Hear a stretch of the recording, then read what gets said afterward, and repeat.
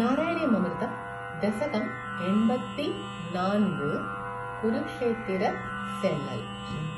சமந்த பஞ்சக நதி நீராடி மேலும் அதற்கு புண்ணியம் சேர்த்தீர்.